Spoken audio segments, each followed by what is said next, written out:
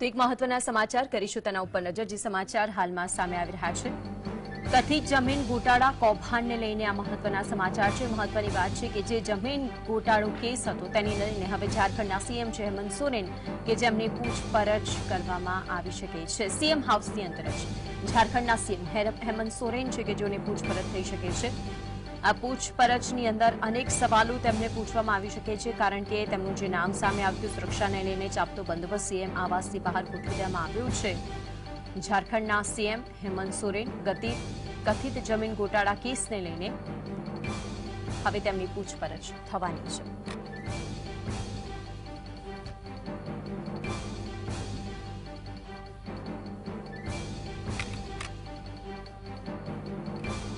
CM આવાસની અંદર જ હેમંત સોરેનની પૂછપરછ કરવામાં આવી શકે છે। મહત્વની વાત છે કે તેને પગલે જ જે વખતે આ વાત સામે આવી સુરક્ષા વધારી દેવામાં આવી છે।